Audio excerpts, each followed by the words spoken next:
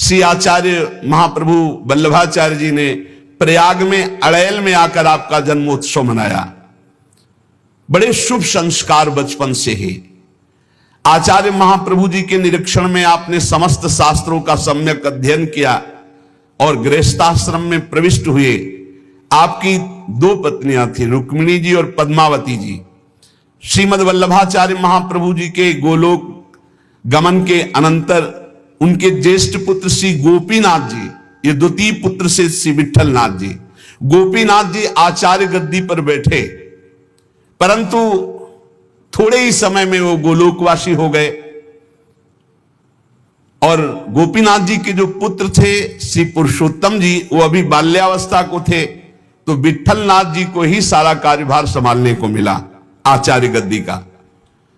ठाकुर जी की सेवा, ठाकुर जी का सब ऐश्वर्य श्री विट्ठलनाथ जी संभाले।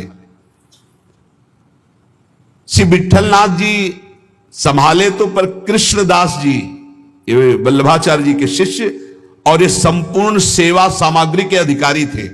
यहां एक बहुत सूक्ष्म विषय निकल के आता है कि कभी गुरु और गुरु वंशज के प्रति थोड़ा भी हे भाव न कर ले, नहीं तो दुर्गति पक्की है, चाहे जितना बड़ा उपासक हो।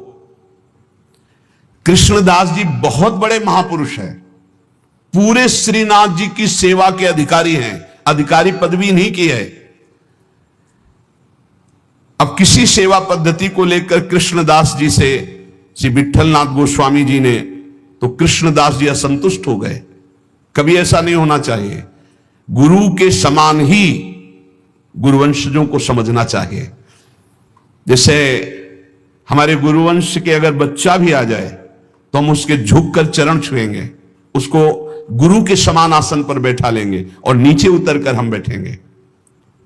चैतन्य महाप्रभु ने ईश्वरपुरी जी के जब गांव में गए तो रज में लोट लोट के कह रहे थे, यहां के सब जीव जंतुओं की भी चरण रज हमारे लिए बंद नहीं, क्योंकि यहां हमारे गुरुदेव भगवान प्रकट हुए ईश्वरपुरी जी के गांव में। यहां त्रुटि हो रही है कृष्णदास जी से।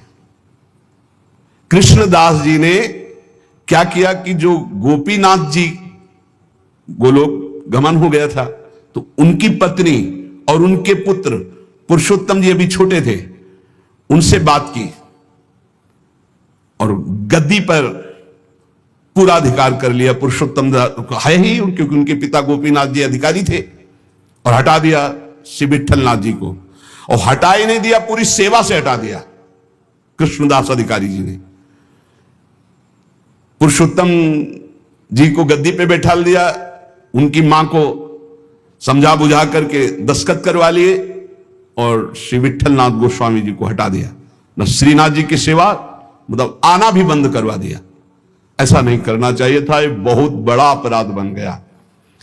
और बहुत बड़े महापुरुष हैं कृष्णदास जी, कोई साधारण नहीं। आगे उनके कवि चरित्र का श्रवण करना, इतने बड़े महापुरुष। गोसाई जी को सब अधिकार छिन जाने का कष्ट तो नहीं हुआ, पर सेवा छूट जाने का बहुत कष्ट हुआ। और महापुरुषों के हृदय में किसी भी तरह का यदि कष्ट हो गया तो उससे फिर भगवान बर्दाश्त नहीं करते। आपको बहुत क्लेश हुआ, श्रीनाथ जी का दुलार छूट गया, सेवा छुटवा दी कृष्णदास अधिकारी ने। आप पाराशौली में जाकर रहने लगे, पर बहुत दुखी अंदर से। और दूर तक वहां तक आते जहां श्रीनाथ जी की ध्वजा दिखाई देती है, वहां से साष्टांग दंडवत करके बहुत एकाग्रता पूर्वक ऐसे देखते, मंदिर की तरफ रोने लगते श्री विट्ठलनाथ जी। ये बहुत बड़ी हानि का विषय, बहुत बड़ी हानि का विषय। गुरुजनों से विरोध करने का मतलब है सर्वस्व का नाश, चाहे जितना बड़ा भी कोई तपस्वी भजनानंदी हो। एक श्री रामदास जी भीतरिया जो ठाकुर जी की सेवा में रहते थे, वो श्री विट्ठलनाथ जी की स्थिति से परिचित थे। वो रोज गुप्त रूप से समय निकालते। यद्यप श्री कृष्णदास जी ने उनको भी मना कर दिया था, पर वो जाते और गोसाई जी को श्री लालजू का बीड़ा प्रसाद देते। बीड़ा प्रसाद आंखों से ऐसे रख करके खूब रुदन करते श्री विट्ठलनाथ जी। ये बहुत बड़ा अपराध है, बहुत बड़ा अपराध। गोसाई जी ठाकुर जी के लिए अपने कर कमल से एक फूलों का हार बनाते और कहते पहना देना जाके। और रोज एक श्लोक दैन्यता का लिखते और कहते ठाकुर जी को सुना देना जाके। श्री रामदास जी नित्य प्रति आकर वो फूलों का हार और ठाकुर जी को एक श्लोक सुनाते, ठाकुर जी को फूलों का हार पहनाते और ठाकुर जी रोज एक पान की बीड़ी देते जो उनको जाके देते और उनको प्रणाम करते। एक दिन ठाकुर जी ने संदेश में कहा कि गोसाई जी से कह दो मेघ तो समय पर बरसेगा, तुम दुखी क्यों हो रहे हो? मेघ तो समय आने पर बरसेगा, तुम दुखी क्यों हो रहे हो? विट्ठलनाथ जी के सामने जब जाकर रामदास जी ने कहा मेघ तो समय पे बरसेगा, आप दुखी क्यों हो रहे हो? लालन ने ऐसा कहा है। तो विट्ठलनाथ जी ने कहा कि मेघ तो समय पे बरसेगा पर चातक अपनी टेक पुकार क्यों छोड़ेगा? चातक तो रटता ही रहेगा। बहुत सुंदर बात। अगर चातक अपनी रटन छोड़ दे तो चातक कैसा? मेघ तो समय पे बरसेगा, वो बरसे, लेकिन चातक अपनी रटन नहीं छोड़ सकता। मेरी रटन घटने वाली नहीं, मैं तो रो रो कर आपको पुकारता ही रहूंगा। चातक रटन घटे घट जाई, बढ़े प्रेम सब भांति भलाई। विट्ठलनाथ जी के इस दुख को अकबर बादशाह ने सुना, उसने तत्काल आदेश किया और कृष्णदास जी को बंदी बना के जेल में डाल दिया और गोसाई जी को विरुद्ध आचरण किया, इसलिए उनको कठोर दंड कृष्णदास जी को बादशाह अकबर ने। जब गोसाई जी को पता चला तो गोसाई जी ने अन्न जल त्याग दिया और कहा जब तक सम्राट अकबर सादर कृष्णदास जी को, ये देखो महापुरुषों का हृदय, सादर कृष्णदास जी को नहीं छोड़ते तब तक मैं अन्न जल भी नहीं पाऊंगा। जब बादशाह अकबर को यह पता चला कि गोसाई जी ने अन्न जल त्याग दिया तो सादर कृष्णदास जी को पुनः छोड़ दिया। कृष्णदास जी को जब ये पता चला कि गोसाई जी मेरे लिए अन्न जल छोड़ दिए, तब गोसाई जी के पास आए और चरणों में गिरे और कहा मुझे आपके प्रभाव का पता नहीं था, क्षमा कीजिए। कृष्णदास जी ने पारासौली में आकर गोसाई जी के चरण पकड़ लिए। गोसाई जी गंभीर हो गए। महापुरुष अगर डांट दे तो बच गए आप, और गंभीर हो गए तो पिट गए आप, बस इतना समझ लो। गंभीर इसलिए हो गए कि तुमने लालन की सेवा छुड़वा दी, सब ठीक है, लेकिन लालन की से दूर रखा, दर्शन नहीं, सेवा नहीं, इसलिए गंभीर हो गए। विट्ठलनाथ गोसाई जी को पूर्व सेवाधिकार प्राप्त हो गया। श्री कृष्णदास जी का अंतिम लीला जानते हो कैसे हुई? कुआं में पैर फिसल गया और गिर के मरे और प्रेत बने, इसी अपराध के कारण। बहुत सावधान, इतने बड़े महापुरुष हैं, उनका चरित्र है कृष्णदास जी का, बहुत बड़े महापुरुष हैं, लेकिन अपने गुरु से अपराध बन गया। गुरुवंश गुरु स्वरूप ही है, अपराध बन गया तो प्रेत योनि को, पैर फिसल गया, कुएं में गिरे और उनके प्रेत योनि को प्राप्त हुए। बहुत सावधानी की जरूरत है कि कहीं ऐसे अपराध नहीं तो चाहे जितना भजन हो, भजन बाद में तो कल्याण करेगा, लेकिन बीच में छूट जाएगा और बीच में हमारी दुर्गति हो जाए। अंतिम तो मंगल ही होगा, क्योंकि भगवान का जन कवि नामे भक्ता प्रणश्यति। जब ये प्रेत बन गए थे तब भी उद्धार गोस्वामी विट्ठल नाथ जी के द्वारा ही इनका हुआ।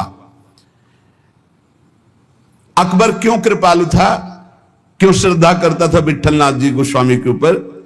एक बार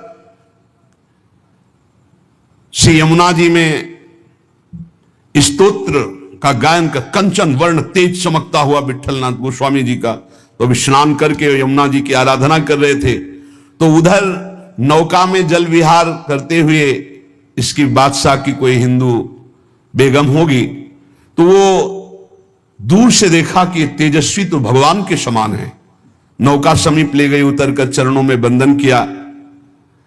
विट्ठलनाथ गोस्वामी जी को देखकर उसे पक्का लगा कि ये जो आशीर्वाद दे देंगे तो पक्का। तो उन्होंने कहा कि आपसे मैं एक ही आशीर्वाद चाहती हूं कि मेरे बादशाह मेरे अनुकूल रहें। हर पत्नी यही चाहती है।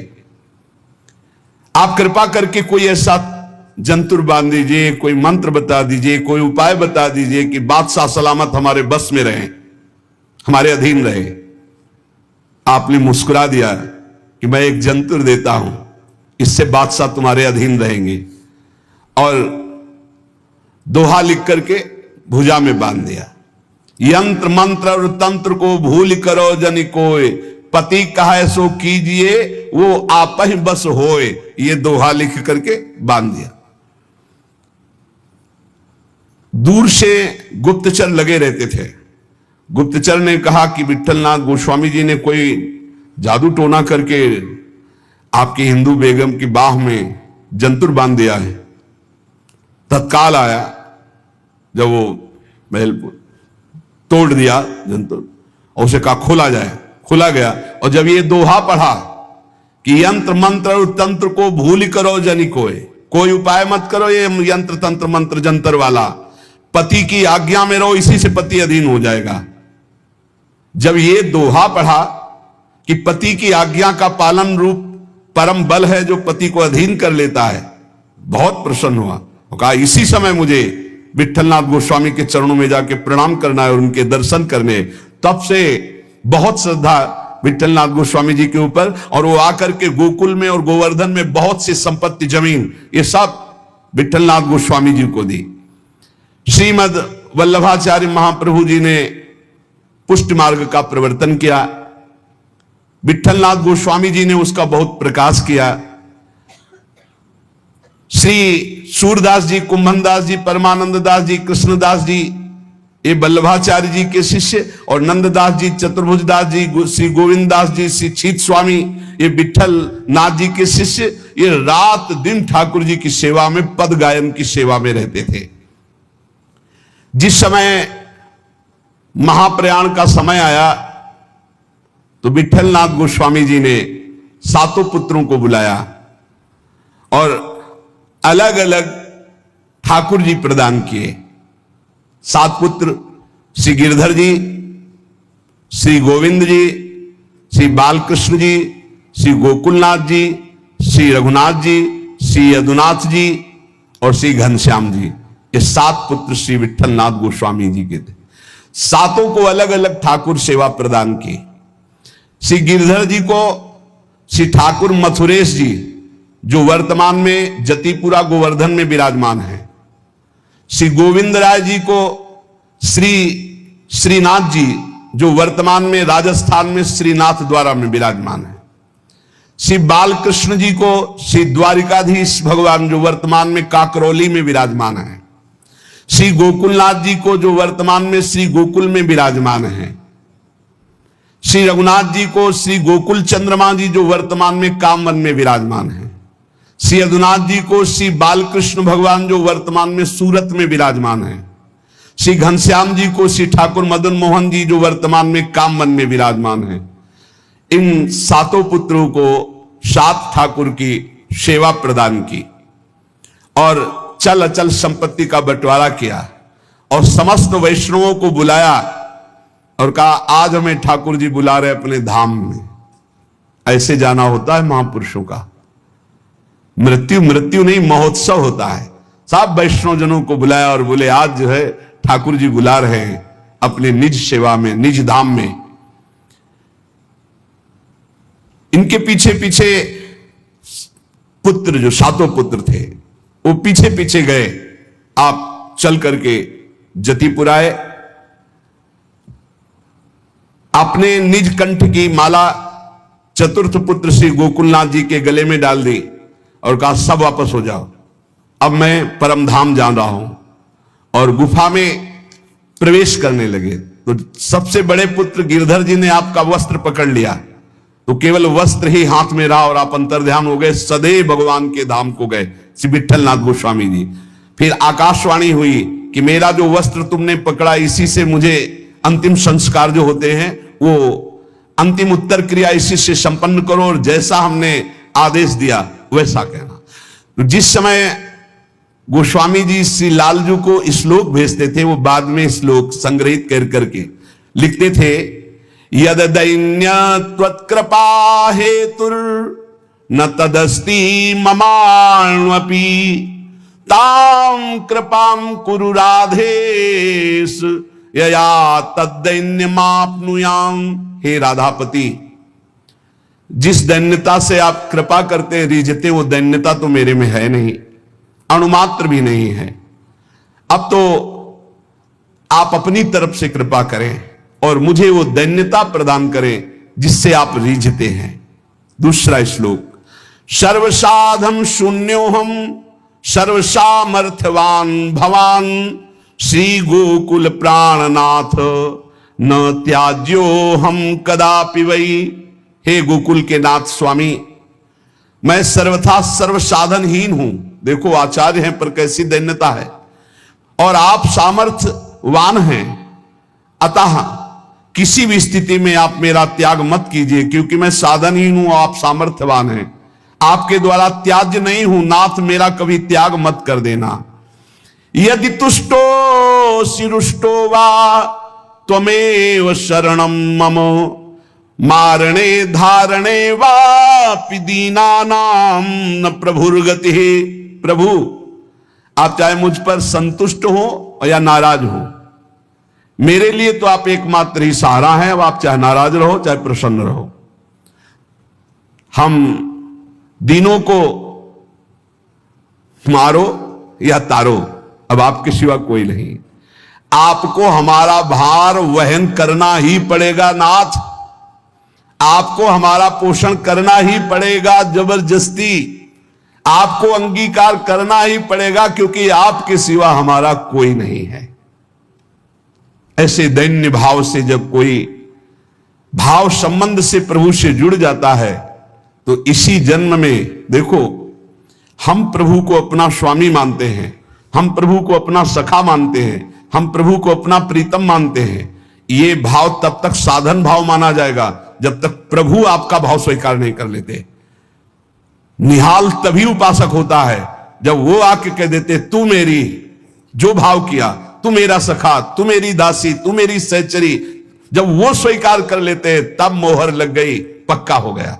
एक ये सिद्धांत। और दूसरा, जब गुरु स्वीकार कर लेते हैं तो इष्ट की स्वीकृति अपने आप हो जाती है। इष्ट और गुरु में भेद नहीं होता, गुरु गोविंद ने भेद कराई।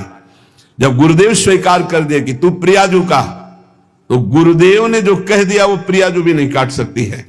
इसलिए हमें अपने भाव संबंध में दृढ़ रहना चाहिए और भाव के द्वारा ही हमारा व्यवहार होना चाहिए। जैसा हमारा इष्ट से व्यवहार है ठीक वैसा ही भाव हमारा होना चाहिए, जैसा भाव है वैसा इष्ट से व्यवहार होना चाहिए। इसी जन्म में आपको उत्तर मिल जाएगा कि श्री जी ने आपको स्वीकार कर लिया है। और जब ये आ जाता है कि श्री जी ने स्वीकार, एकदम बेपरवाही, ऐसी मस्ती आती है। कैसे उदाहरण में बताएं, बनेगा ही नहीं उदाहरण, पर थोड़ा सा इशारा, जैसे शाखा चंद्र न्याय से कहते हैं कि डाल के एक हाथ ऊपर देखो चंद्रमा दिखाई दे रहा। चंद्रमा तो न जाने कितनी दूर है, पर अब चंद्रमा को देख पाते। ऐसे उदाहरण में जैसे भारत का कोई बड़ा अधिकारी आपसे आके हाथ मिला दो, कहते चिंता मत करना, आज से मैं आपका, और आप जो कहेंगे सो हम करेंगे। फिर कैसा लगेगा? वो दोबारा कभी फोन करे या ना मिले, लेकिन आप छाती चौड़ी करके घूमेंगे। ऐसे ही हम श्यामाजू के बल अभिमानी, वो तो नाशवान पद है और नाशवान शरीर है, और वो सर्वज्ञ नहीं है, वो अल्पज्ञ बहुत दूर रहता है, वो असीम नहीं है, वो अनंत नहीं है, सर्वत्र नहीं है, सर्वज्ञ नहीं है। लेकिन प्रियालाल असीम है, अनंत है, सर्वज्ञ है, सर्वत्र है। और गुरु ने संबंध करवा दिया, उनके शरणागत करा दिया। और जिस समय शरणागति आपके हृदय में पुष्ट हो जाएगी तो हम श्री श्यामाजू के बल अभिमानी टेढ़े रहे मोहन रसियासो बोले अटपटवानी। बड़ा अद्भुत आनंद इस ठसक में रहता है कि हमारी श्यामाजू, हमारी प्यारी जू, हमारी लाडली जू। हर समय नाम जप करते रहो और अपने आराध्य देव के सानिध्य का अनुभव करते रहो। इसी जीवन में इस माया प्रपंच से हटकर परमानंद स्वरूप प्रियालाल को प्राप्त हो जाओगे। विश्वास कर लो, नाम न छूटे और संबंध का भाव न टूटे तो निश्चित इसी जन्म में अनुभव हो जाएगा। शेष चर्चा आगे। श्री राधा वल्लभ लाल की जय।